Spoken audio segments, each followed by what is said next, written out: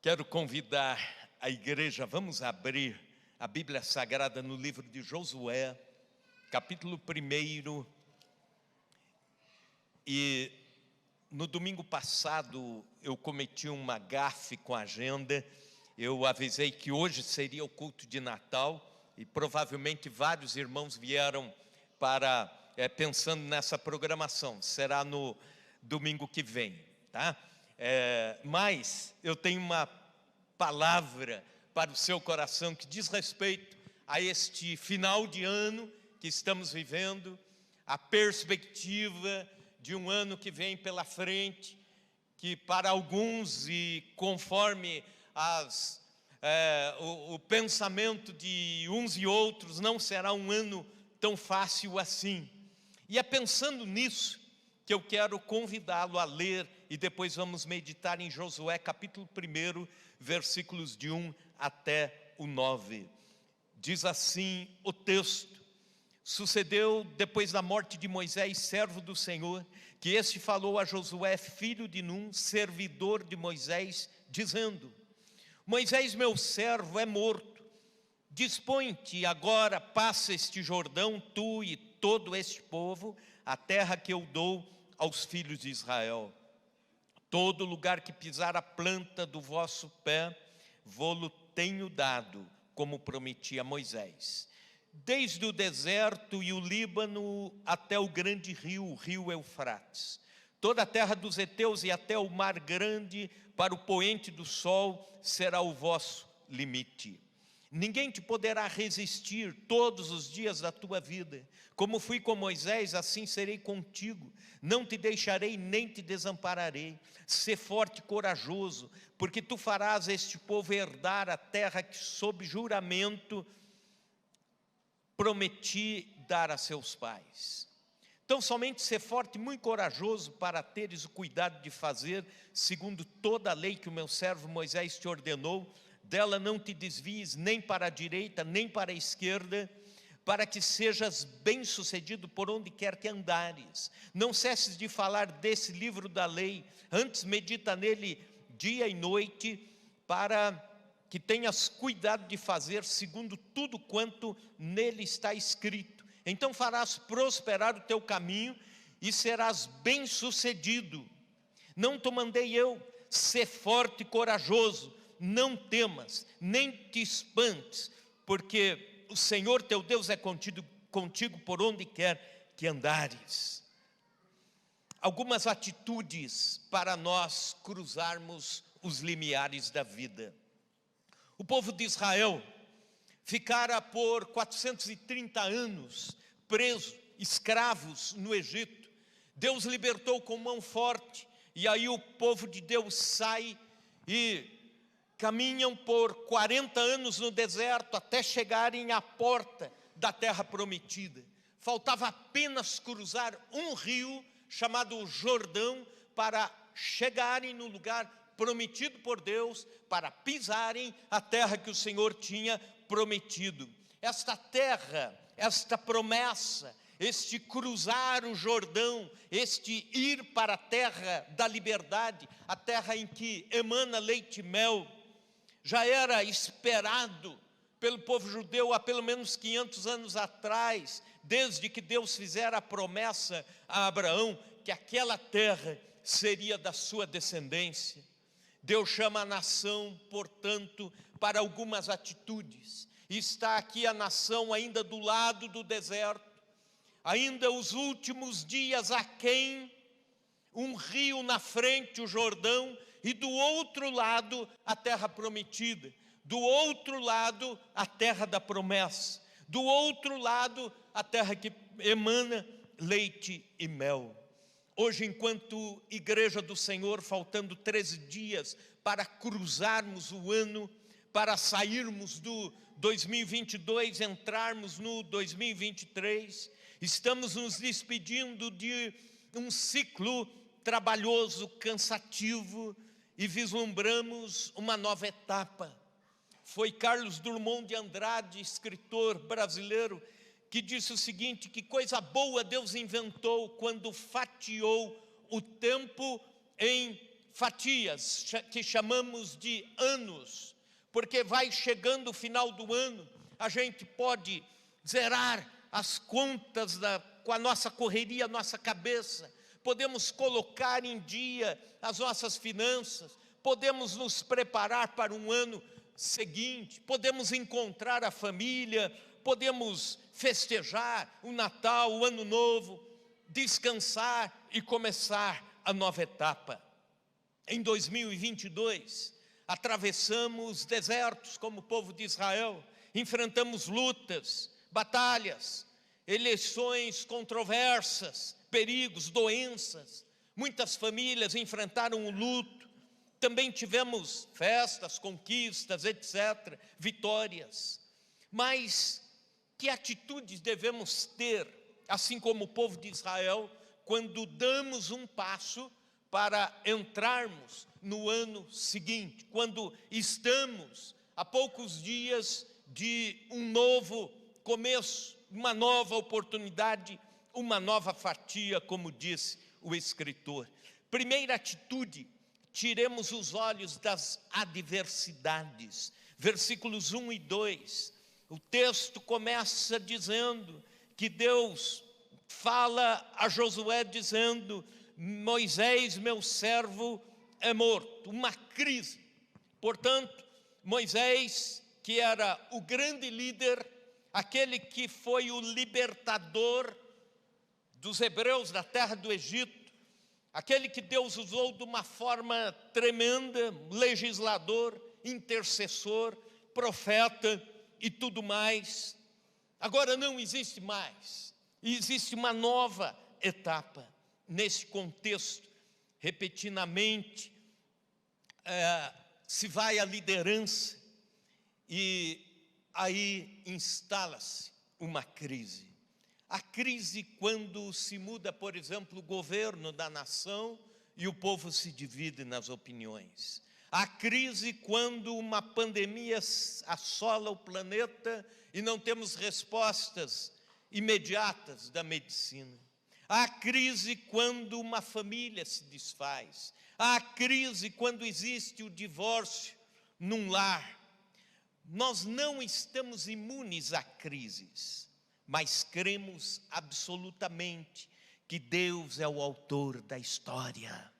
Nós cremos absolutamente que Deus é o Senhor das nossas vidas e da igreja. Nós cremos absolutamente que Deus se assenta no seu trono e de lá não sai, e Ele rege a história, tanto da nossa vida em particular, como do nosso planeta, da nossa nação e da nossa igreja. Por mais que se instalem crises, nós não devemos eternizá-las. Sabe, tem gente que eterniza a crise, que fala sempre das suas crises, dos seus problemas mal resolvidos, lá de 10 anos atrás, de 15 anos atrás, e vai vivendo do passado, e vai se alimentando do passado. E isso é péssimo, porque você fica amarrado, e isso não te dá liberdade para olhar com vislumbre o futuro, porque está amarrado ao passado. Amarras ainda prendem. Primeira atitude, tiremos os olhos das adversidades. Segunda atitude, enfrentemos os novos desafios. E aí é que no versículo 2, Deus está dizendo: dispõe-te, agora passa esse Jordão, tu e todo este povo, a terra que eu dou aos filhos de Israel. Portanto, um desafio. Primeiro desafio, sair do deserto. Os desertos existem nas nossas vidas, assim como no povo de Israel, 40 anos no deserto, mas o deserto não pode ser eternizado. As pessoas que eternizam o deserto morrem nele. É isso que aconteceu com mais ou menos 2 milhões de hebreus que saíram da terra do Egito e indo para a terra prometida com o coração amargo, ainda com o saudosismo do velho Egito, ainda com o coração pesaroso, ainda tendo todas aquelas reações pessimistas. Morreram todos no deserto, uma geração inteira dos que saíram do Egito, vivos e chegaram vivos da mesma geração, foram apenas 2, Josué e Calebe. Há cristãos cujas expressões são sempre pessimistas com o futuro, com a igreja, com a nação, com a própria vida. Vivem um eterno deserto. E Deus está dizendo nessa noite, saia do deserto. Também, um segundo desafio, atravesse o Jordão. Aquilo que é impossível. O Jordão não era um rio a ser atravessado de forma tão fácil. Uma nação que passasse por ali com homens, talvez, ou mulheres que não soubessem nadar, ou que crianças, gado, etc., seria impossível. No entanto, Deus diz, passa esse Jordão. Deus está dando uma ordem aos olhos humanos, impossível, aos olhos da fé, um desafio. Terceiro desafio, conquistar as cidades fortificadas. Deus não nos chamou para admirar as cidades fortificadas e temer os inimigos, mas para vencê-los. Ele quebra o arco e despedaça a lança, Salmo 46. Nenhuma arma forjada contra ti prosperará, Isaías 54. A igreja possuirá a terra da promessa em 2023. A sua família possuirá a terra da promessa em 2023. O povo de Deus possuirá a terra da promessa em 2023. Vamos cruzar esse Jordão, vamos conquistar as cidades fortificadas. É o que Deus está dizendo para nós nesta noite. Tire os olhos do deserto e das dificuldades, olhe os horizontes. Quando falo sobre isso, lembro-me de uma ilustração escrita por um pastor amigo nosso, Simon de Araújo. Ele diz o seguinte, que uma menininha perdera o seu cachorrinho, seu pet, cãozinho, morreu, e aí os homens enterraram no quintal, e ela ficou da janela da cozinha, olhando para fora e chorando, vendo aquele montinho de terra fofa, e vendo ali, que foi ali que o seu cãozinho foi enterrado, e ela chorava, chorava, e não saía da janela, e ficava ali, chorava, a família já preocupada, e de repente o vovô chegou e disse assim, abraçou, e disse, querida, faz o seguinte, mude de janela, vem aqui com o vô.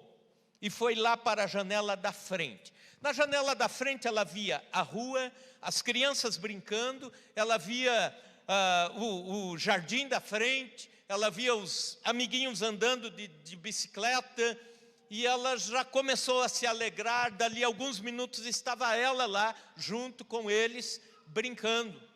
Por vezes, Deus precisa nos abraçar assim no seu amor e dizer, mude de janela, olhe para lá, não continue olhando para cá que te entristece.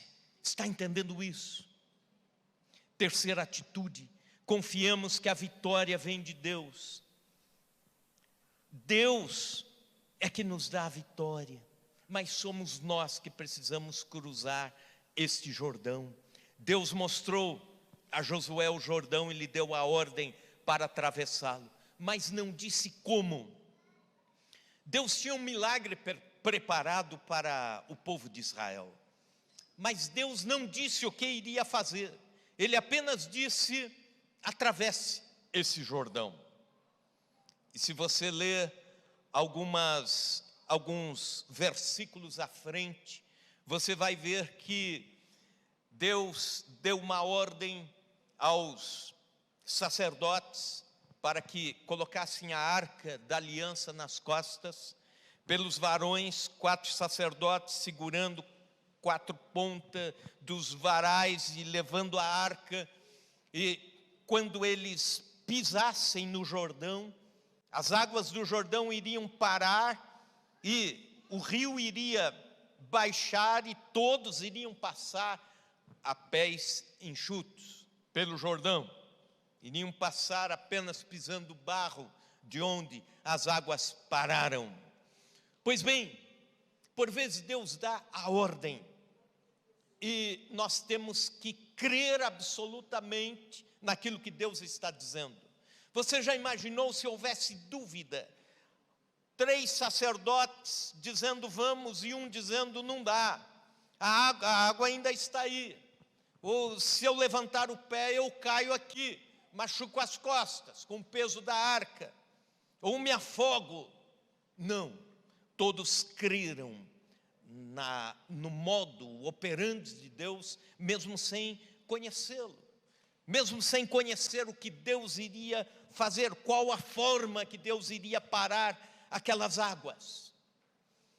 Há 2 axiomas da fé aqui. O primeiro deles, Deus nos diz o que fazer, mas nem sempre o como Ele vai fazer. Ele só diz, faça. Tome você a iniciativa, se vira, e depois eu estou aqui para eu fazer a minha parte. Lembro-me de um homem pregador, homem de Deus, Charles Spurgeon. Talvez você já tenha ouvido falar dele. Foi chamado de o príncipe dos pregadores. Com 20 anos de idade, ele pregava com tal eloquência que pessoas viajavam pela Inglaterra para estarem em Londres para ouvi-lo aos domingos. E Deus colocou no seu coração de construir um grande templo chamado Tabernáculo de Londres, que seria para aproximadamente 5.500 pessoas assentadas, ouvirem a palavra de Deus a cada domingo. Nessa ocasião, ele tinha apenas 20 anos de idade, e sua esposa era enferma, e as pessoas disseram, ele está doido, ele está delirando com essas ideias megalomaníacas. Mas ele lançou esse desafio, e por ele andou. E ele dizia sempre, Deus mandou fazer assim. Deus deu esta ordem. Resultado, dali a alguns anos, aquele templo estava pronto.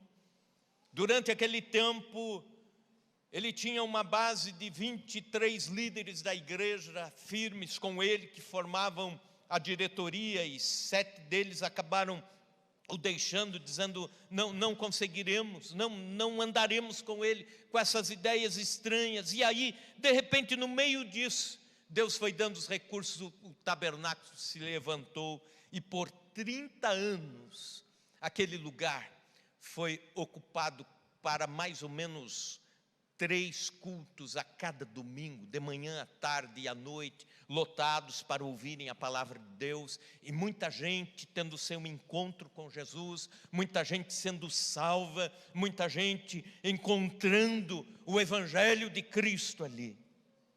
Eu quero te dizer uma coisa, por vezes Deus dá ordens estranhas, e você não sabe como Deus vai agir, mas comece a obedecer Deus. Isso é fé. Cruze o Jordão. Outra atitude, adotemos a visão de Deus para a nossa vida. Versículos 2 indo até o 4, o texto diz, Moisés, meu servo é morto, dispõe-te agora, passa esse Jordão, tu e todo esse povo, a terra que eu dou aos filhos de Israel. Todo lugar que pisar a planta do vosso pé, vou-lo tenho dado, como prometi a Moisés, desde o deserto e o Líbano até o grande rio, o rio Eufrates, toda a terra dos heteus até o grande mar, o mar grande para o poente do sol será o vosso limite. Josué recebeu claramente a visão do que fazer, de como possuir a terra e os limites da terra. O chamado de Deus foi claro. A quem? Todo o povo de Israel. Aonde? A terra que eu dou aos filhos de Israel, Canaã. Quando? agora. Deus mostra os limites, inclusive, da ação de Josué, dizendo, desde o deserto do Líbano até o grande rio, ele está dizendo, tem uma geografia que eu estou te dando, Josué, estou dando ao povo de Israel, toda a terra dos heteus, até o grande mar, até o poente do sol, tudo isso será teu, tudo isso será do povo de Deus. Isso é visão de Deus. Em 2023, busque a visão de Deus para a sua vida. Diga, Senhor, dirija a minha vida com a sua visão. Busque isso para você. Quantos aqui trabalham em algum ministério na igreja? Isso, quanta gente, olha que bênção. Busque isso para você, meu irmão, minha irmã, você que trabalha na igreja, você que trabalha no reino de Deus, diga, Senhor, me dá a tua visão para mim. Porque quando nós andamos pela nossa vista, pelo nosso coração, a Bíblia diz, enganoso é o coração, corrupto mais do que todas as coisas, quem o conhecerá? É o que diz a Bíblia sobre o nosso coração. Mas quando você diz, Senhor, eu quero andar na sua visão, Senhor, dá a sua visão para mim, para o trabalho, para o reino, para a obra de Deus, a tua visão para a igreja, a tua visão para aquilo que eu devo fazer para ti em 2023. Aí Deus vai dizendo o como, o quando, a forma. À medida que você vai indo, Deus vai se revelando, Deus vai te dando forças. Se você olhar com os olhos para os desafios, você não consegue vislumbrar vitórias milagrosas de Deus. Mas quando você olha com a visão de Deus, a vida se torna diferente. Qual a visão de Deus para você? O que faz o seu coração arder por algo, para o reino de Deus? Peça isso para Deus. No peito de Hudson Taylor ardia a evangelização da China. E ele viveu e morreu para pregar o evangelho aos chineses. E levou a palavra de Deus àquele povo quando nenhum chinês ainda conhecia o evangelho. John Knox, um dos reformadores, sonhava em ganhar a Escócia para Jesus. Num tempo difícil, num tempo núbio, num tempo de perversidade e corrupção daquele país. Ele deitava-se na grama gelada e orava dizendo, Senhor, dá-me a Escócia para ti. Senhor, que ao pregar o evangelho a Escócia seja alcançada. E por fim ele dizia, Senhor, dá-me a Escócia para ti, ou então eu vou acabar morrendo. Dá-me a Escócia para ti ou eu morro, porque eu vivo para isso. E Deus começa a usá-lo para ganhar um país para Cristo. Você precisa da visão de Deus. Quinta atitude, vivamos com ânimo e coragem. Veja comigo os versículos 6, 7 e depois o 9.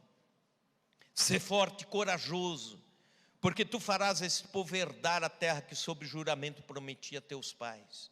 Então somente ser forte e muito corajoso. E aí o versículo 9, repetindo a mesma coisa, não te mandei eu, ser forte e corajoso, não temas nem te espantes, porque o Senhor teu Deus é contigo por onde quer que andares. Deus é contra o desânimo, sabia disso?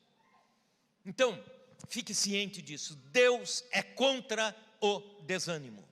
O desânimo ocupa lugares na nossa vida que, quando estão ocupados, a fé não pode ocupá-los. Fé e desânimo não ocupam o mesmo lugar ao mesmo tempo. Então, para 2023, encha o seu coração de ânimo. Quando Jesus ia operar milagres, você lembra disso dos evangelhos? Ele dizia, filho, tem bom ânimo. Ou então, filha, tenha bom ânimo. Porque o ânimo é irmão da fé, é o espaço aberto, a porta aberta para a fé. Não estou falando apenas de pensamento positivo, estou falando de algo profundamente espiritual. Ânimo quer dizer alma viva, se formos traduzir a palavra. Desânimo quer dizer exatamente o contrário, alma murcha ou alma que está morrendo. Foi por causa do desânimo daquela geração que saiu do Egito, indo até a terra prometida, que 2 milhões de pessoas, como eu falei, morreram no deserto. Sem ânimo, ninguém pode se levantar da crise. Sem ânimo, ninguém cruza o Jordão. Sem ânimo, ninguém entra na terra prometida. Sem ânimo, Deus não restaura a sua vida. Sem ânimo, Deus não restaura a sua família. Sem ânimo, você não evangeliza. Sem ânimo, a igreja não é avivada. Mas Deus chama todos nós para um ano seguinte de muito ânimo.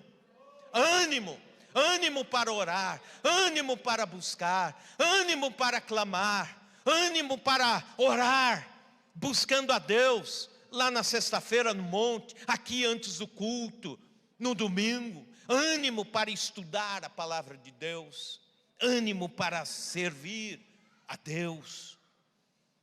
Quem crê corre riscos, mas um coração cheio de ânimo faz com que a gente enfrente os nossos riscos e continue confiando em Deus. Josué enfrentou tremendas batalhas e não temeu. Foram mais 5 anos de guerras. Depois desse episódio aqui do capítulo 1, ainda você vai encontrar mais 5 anos de batalhas que vêm pela frente, e ele nunca perdendo o ânimo.